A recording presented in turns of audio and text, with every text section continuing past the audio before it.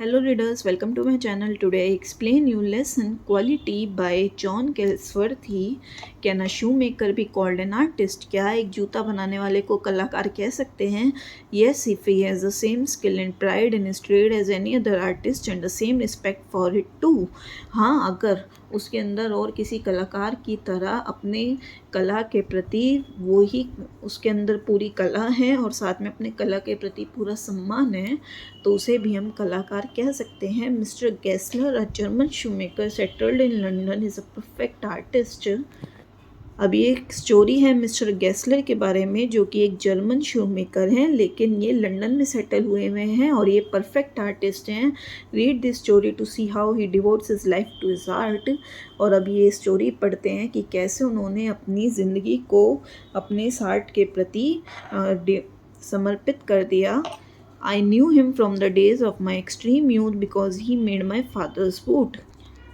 अब राइटर कह रहे हैं कि मैं उन्हें अपने extreme youth means 20s age के अराउंड वो उन्हें जानते थे बिकॉज वो उनके फादर के जूते बनाते थे. ही lived with his Elder brother in A shop which was in a small by street in a fashionable part of London.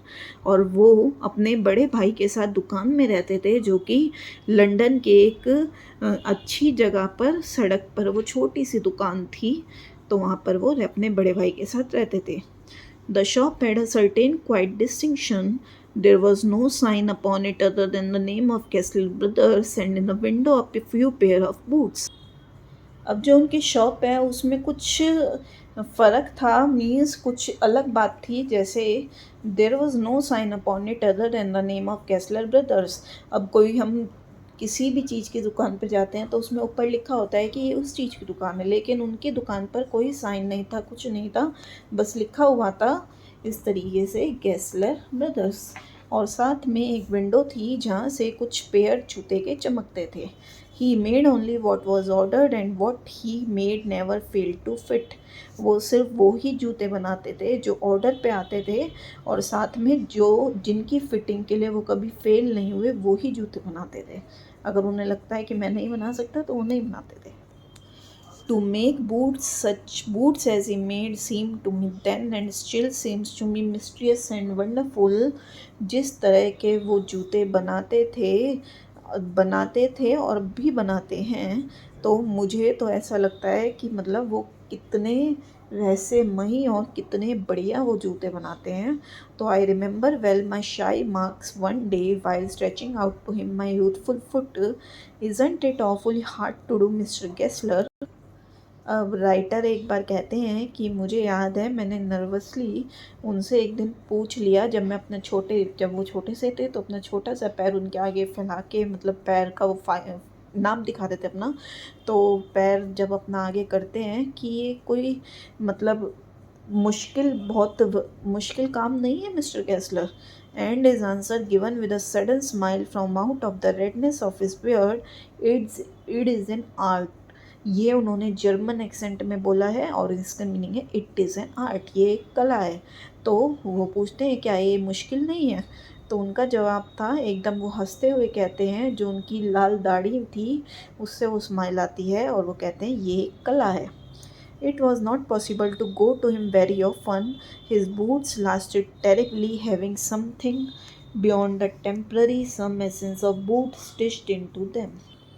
अब उनसे एक बार जूते लेके दोबारा जल्दी से नहीं जाया जाता था. क्यों? क्योंकि उनके जो जूते थे बहुत ज़्यादा चलते थे. Having something beyond a temporary मतलब जो काम चला हुआ होते हैं उससे तो बहुत ही ज़्यादा चलते थे, मतलब टेम्पररी से तो बहुत आगे थे वो. Some essence of boat stitched into them. Essence means material, उसमें कुछ इस तरह का मटेरियल स्टिच होता था कि मतलब उनके जूते अलग ही होते थे. One went in not as in to most shop but dress fully as one enters a church and sitting on the single wooden chair waited. अब कोई उनकी शॉप में अंदर जाता है जैसे ज़्यादातर शॉप में होता है कि चहल पहल रहती है, लेकिन वहाँ कुछ नहीं, वहाँ आराम से जाओ, क्वाइटली जाओ, जैसे कोई चर्च में एंटर कर रहा हो। और वहाँ पर एक सिंगल वुडन चेयर होती है, वहाँ पे वेट करो बैठ के। एक guttural sound and the tip tap of slippers beating the narrow wooden chairs and he would stand before one without coat, a little bent in leather apron with sleeves turned back, blinking as if awakened from some dream of boot. और वो बताते हैं जब हम उनकी दुकान पे आते थे तो गटरल साउंड मीन्स कोई मतलब स्ट्रॉन्ग सी जैसे गला सा ठीक करने की आवाज़ आती है ना, तो ऐसी साउंड से वो नीचे उतरते थे। और जब वो सीढ़ियाँ उतरते थे तो उनके स्लीपर्स की आवाज़ आती थी। और वो उन उस वुडन चेयर के आगे जो पर्सन बैठा उसके आगे खड़े हो जाते थे विदाउट कोट। उन्होंने कोट नहीं पहना था, हल्के से झुके हुए, एक लेदर एप्रन पहना हुआ होता था और स्लीव्स पीछे होती थी उनकी, मीन्स फोल्ड होती थी, ब्लिंकिंग और आंखें ब्लिंक होती थी, मीन्स झपकती रहती थी, जैसे वो किसी जूतों की दुनिया से जागे हों। मीन्स वो ऊपर जो, हाँ, उनका एक तरह से वर्कशॉप था, फैक्ट्री थी जहाँ पे वो जूते बनाते थे। And I would say how do you do mister Gessler, could you make me a pair of Russian leather boots. और मैं उनसे कहता कि आप कैसे हैं मिस्टर गेस्लर, क्या आप मेरे लिए एक रशियन लेदर बूट्स बनाएंगे। Without a word he would leave me retiring whence he came or into the other portion of shop, and I would continue to rest in the wooden chair inhaling the incense of his trade. और जैसे ही मैंने उनसे कहा कि आप मेरे लिए Russian leather boots बनाएंगे, तो बिना कुछ बोले मुझे वहीं छोड़कर, या तो जहाँ से वो आए थे, मीन्स जहाँ ऊपर से वो अपने वर्कशॉप से आए थे वहाँ से, या फिर दुकान के किसी और कोने से आते, और मैं कुर्सी पे बैठा हुआ उनका इंतज़ार करता। उनकी उस इंसेंस, जो वहाँ इंसेंस होता है, स्मेल, यहाँ पर चर्च से करा गया उनकी शॉप को, तो फिर इंसेंस ऑफ ट्रेड, जब हम चर्च में धूप बत्ती अगरबत्ती की स्मेल आती है, यहाँ पे उनकी जो ट्रेड मीन्स लेदर वगैरह की जो स्मेल थी वो आ रही थी। Soon he would come back holding in his hand a piece of gold brown leather. और जल्दी वो वापस आते और अपने हाथ में, उनके हाथ में गोल्ड ब्राउन लेदर था। With eyes fixed on it, who would remark, "What a beautiful beast!" When I too had admired it, he would speak again, "When do you want them?" And I would answer, "Oh, as soon as you conveniently can." और उनकी आंखें उस leather पे ही टिकी हुई थी, और वो उस लेदर पे टिके टिके, वो आंखें टिके टिके वो बोल रहे थे कितना सुंदर पीस है। और जब मैं भी उसकी तारीफ़ करता तो वो एकदम कहते तुम्हें कब चाहिए। तो मैं कहता तुम, आप जल्दी से जल्दी जब भी दे सकते हैं, आपको जब भी सुविधा हो। तो and he would say tomorrow fortnight, or if he were his elder brother I will ask my brother. तो वो कहते हैं कि कल से 2 हफ्ते बाद आप ले सकते हैं। और अगर उनकी जगह उनके बड़े भाई होते तो वो कहते हैं कि मैं अपने भाई से पूछ के बताऊंगा। Then I would murmur thank you, good morning Mr Gessler, और फिर मैं उन्हें थैंक यू और गुड मॉर्निंग कहता। Good morning he would reply still looking at the weather in his hand, वो sorry leather in his hand.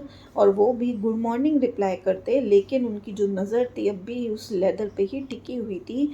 And as I move to the door I would hear the tip tap of slippers going up the stairs to his dream of boots. और जैसे ही मैं gate की तरफ बाहर जाने के लिए जा रहा था, तो मुझे फिर से इनके जूतों के स्लीपर्स की आवाज़ आती कि वो जीने से, सीढ़ियों से ऊपर जा रहे हैं अपनी जूतों की दुनिया में। I can not forget that day on which I had occasion to say to him, Mr Gessler, that last pair of boots creaked, you know. अब राइटर कहते हैं मैं वो दिन कभी नहीं भूल सकता। एक बार मुझे उनसे ये कहना पड़ा कि मिस्टर गेस्लर, जो लास्ट टाइम आपने जो जूतों का पेयर दिया था उनमें से क्रीक्ड मीन्स होता है आवाज़ आ रही थी। तो he looked at me for a time without replying as if is expecting me to withdraw or qualify the statement, then said it shouldn't be creaked. तो मुझे बहुत देर तक देखते रहे, उन्होंने कोई रिप्लाई नहीं दिया। ऐसा वो चाह रहे थे कि मैं ये जो मैंने बात बोली है मैं ये वापस ले लूँ या मना कर दूँ कि नहीं ऐसा नहीं हुआ। तो वो कहते हैं नहीं, ये आवाज़ नहीं कर सकता। It did, I am afraid. तो फिर उन्होंने कहा हाँ कर रहे हैं, मुझे खेद के साथ कहना पड़ रहा है, लेकिन हाँ ये कर रहे हैं आवाज़। तो you got them wait wait before they found themselves. तो वो कहते हैं कि तुमने इन्हें गीला, वेट वेट यहाँ पे वेट के लिए यूज़ करा गया है, तुमने उन्हें गीला कर लिया होगा कि इससे पहले वो अच्छे से स्टिक होते, मतलब अच्छे से वो चिपक पाते हैं, तुमने उन्हें गीला कर लिया होगा। I don't think so. तो राइटर कहता है मुझे तो ऐसा नहीं लगता। At that he lowered his eyes as if hunting for memory of those boots, and I felt sorry I had mentioned this grave thing. अब इस बात पर वो अपनी आंखें नीची कर लेते हैं और सोचने लगते हैं जिस टाइम उन्होंने वो जूते बनाए थे, तो उस टाइम के बाद मतलब उस टाइम की वो मेमोरी में खो जाते हैं। और मुझे भी बुरा लगता है फिर ये ऐसे कह के कितनी सीरियस बात मुझे उनसे कहनी पड़ी। Send them back, he said, I will look at them. तो वो कहते हैं मुझे ये वापस दे देना, मैं इन्हें देखूंगा। Some boots, he continued slowly, are bad from birth. If I can do nothing with them, I take them off your bill. तो वो कहते हैं कि कुछ जूते शुरू से ही बेकार होते हैं, अगर मैं उनका कुछ नहीं कर पाया तो मैं आपके पैसे वापस कर दूंगा। ये सारी वो जर्मन लैंग्वेज में बोल रहे थे, जर्मन एक्सेंट में बोल रहे थे। तो once only I went absent mindedly into shop in a pair of boots brought in an emergency at some large. अब वो कहते हैं एक बार मैं भूल से उनकी दुकान पे किसी और बड़ी सी मैंने कंपनी के कहीं जूते खरीदे थे, तो वो पहने पहने में इमरजेंसी में मतलब जल्दबाजी में चला गया। He took my order without showing me any leather and I could feel his eyes penetrating the inferior covering of my foot. और वो उन्होंने मेरा ऑर्डर बिना कोई लेदर दिखाए, जैसे वो यूजुअली करते थे कि पहले लेदर दिखाते थे, लेकिन उन्होंने इस बार कोई लेदर नहीं दिखाई और मेरा ऑर्डर ले लिया। और मैं देख रहा था कि उनकी जो आंखें हैं मेरे पैरों पे बिल्कुल अंदरूनी, मतलब वो देख रही थी, मतलब एक तरह से उन जूतों को बड़ी गहराई से वो देख रही थी। At last he said those are not my boots. और फिर आखिरकार कह ही देते हैं कि ये तो मेरे जूते नहीं हैं। The tone was not one of anger, nor of sorrow, not even of contempt, but there was in it something quite that froze the blood. अब जो उनका कहने का ढंग था, ना उसमें गुस्सा था, ना उसमें दुख था, ना उसमें अपमान भी नहीं था कि वो मेरा अपमान करना चाह रहे हैं, लेकिन जो वो कह रहे थे उसमें कुछ ऐसा था जो खून को जमा दे। He put his hand down and press the finger on the place where the left boot was not quite comfortable. फिर वो अपना हाथ नीचे करते हैं और मेरे उस फिंगर पर दबाते हैं जहाँ पर लेफ़्ट पैर का जो बूट था वो हल्का सा कंफर्टेबल नहीं था। It hurts you there, he said, those big firms have no self respect. तो कहते हैं तुम्हें यहाँ दुख रहा होगा, ये जो बड़ी बड़ी कंपनियाँ होती हैं इनमें कोई सेल्फ रिस्पेक्ट नहीं होती है। And then as if something had given way within him he spoke long and bitterly. It was only time I have ever heard him discuss the conditions and hardships of his trip. और उसके बाद जैसे कि कुछ उनको लग गया हो, मतलब कि कुछ उनको फील हुआ हो, उन्होंने बड़ी बड़ी लंबी लंबी कड़वी बातें कहनी शुरू कर दी। इट वाज, और उस टाइम पर मैं उन्हें सुनता रहा और उनकी बातों से ऐसा लगा कि जैसे कितनी उनके व्यापार में कितनी शर्तें, कितनी मुश्किल परेशानियां हैं।